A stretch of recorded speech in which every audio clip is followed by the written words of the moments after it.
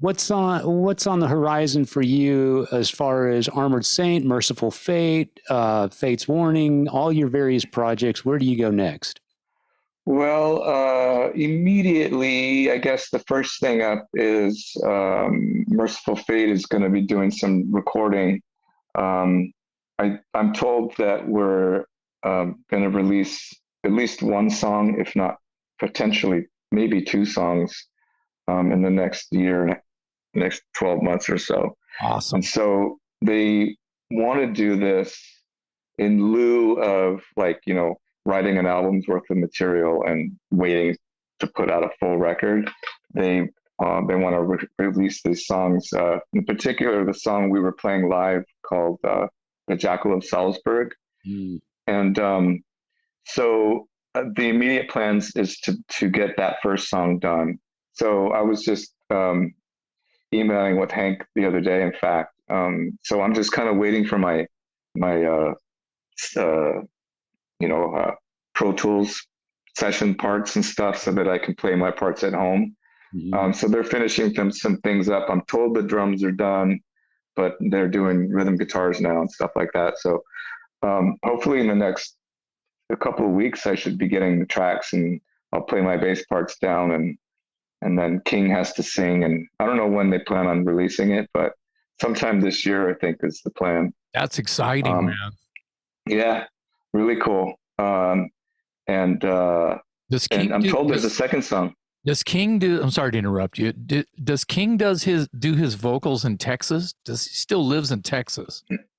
Yeah, he still does live in Texas, and the rest of the band is in Europe, spread across Copenhagen and Sweden. But I don't think he's ever done his vocals other than demos at his house. He does have a pretty decent Pro Tools setup, from what I gather.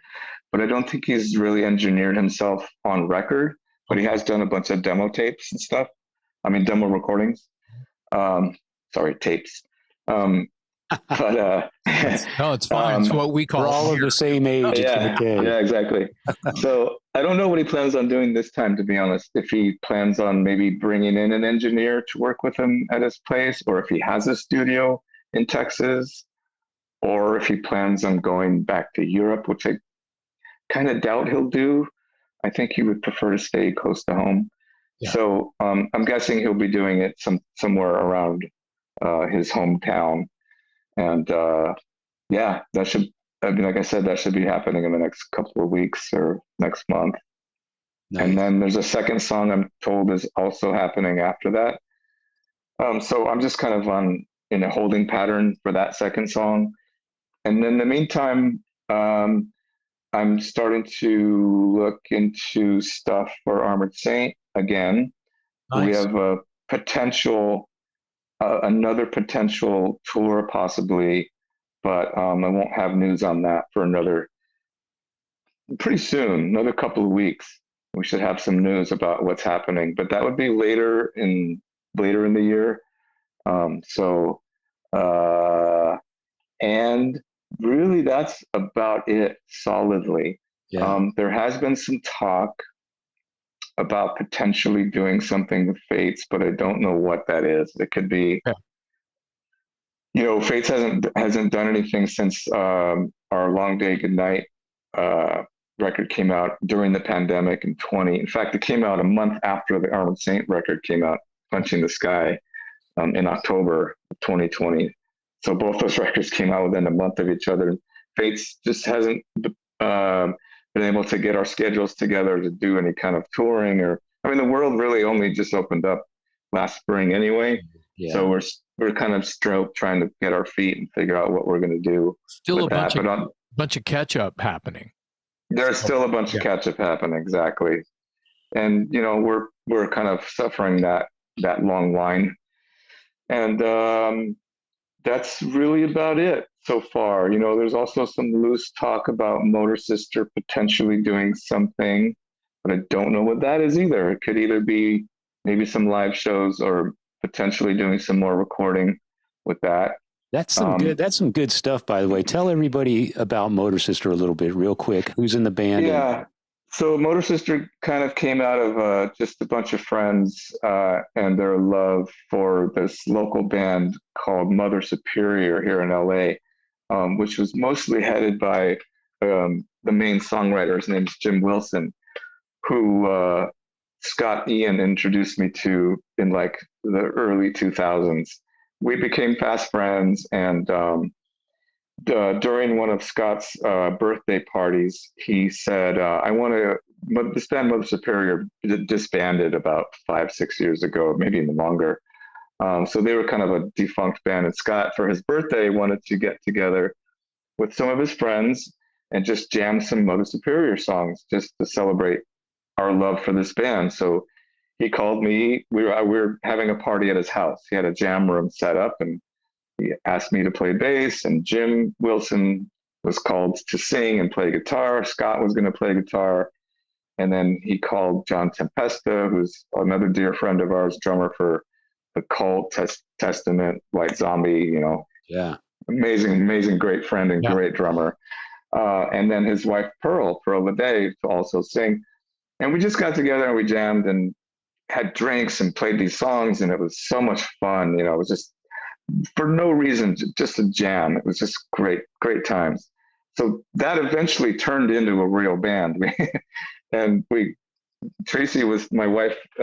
Tracy was there. Tracy Vera, who is the president of Metal Blade, and we just had this light bulb moment. Like, you guys should make a record sometime. Like, just the same people and just for fun and play these same songs. We were like, really?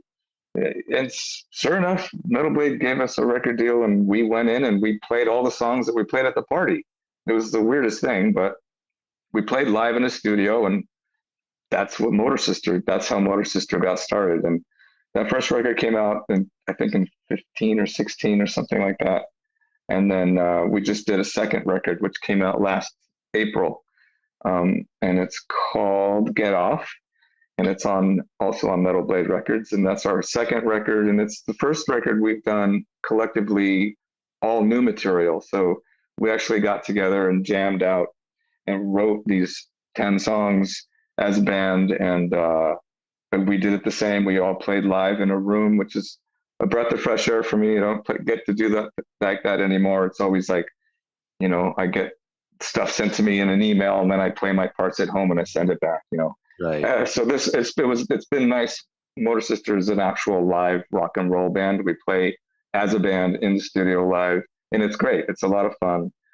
And it's, we still kind of are following that sort of musical style of Mother Superior was born out of a 1970s hard rock thing. Yeah. And we still stick to that pretty much, but you got Scott Ian on guitar and you got Johnny T on drums, and so the energy level starts to go higher, Right. So it's a little harder than the first record, but it's still a hard rock record and great songs. Jim's an amazing songwriter, so it's a lot of fun. If people haven't seen it, haven't checked it out yet, it's a lot of fun. You can see the YouTube videos as a primer and then go from there. Motor Sister. Yeah, I got a CD somewhere in my collection, Mother Superior, and I remember hearing that and thinking, "Wow, this is a great band." And Great band. of course, it flew under the radar. Not many people heard of it, but I remember hearing it and thinking it was right up my alley. It's just good, dirty rock and roll. And great band. Yeah, and what just I heard, trio, just power trio, just three guys, and just such a great band and an amazing live too. They didn't play that much, but we'd see them in LA and small clubs, with hardly any people. And we're just like, why doesn't everybody get this? This is so good. Yeah. And so Motor Sister is born out of your admiration for Mother Superior. So anyone listening or watching should check out both those bands, because I absolutely really like the vibe that you guys are playing with those bands. And absolutely. I'm sorry, did you say your wife is the president of Metal Blade Records? She is. Wow. Yeah. I didn't know that. Yeah. She's been with the company for quite a long time, since 1990. Wow. And in fact, that's where we met. We met while we were recording Symbol of Salvation, and she had just started there, like in production. I guess she was starting that And, you know, she just got into the label, came up, she had just newly moved here from the East Coast, and it was one of her first jobs. And she just stuck it out, and she's been there ever since, and just totally just, I mean, worked her ass off all the way up to president. Pretty impressive. Yeah. And I've learned a lot from her, and she basically taught herself how to run a multi-million-dollar record company. That's amazing. So I'm pretty proud of her, and yeah. Yeah, you should. She's awesome. Yeah. Killing it. Power couple. She's killing it. Power couple. Yeah. She's awesome. Yeah.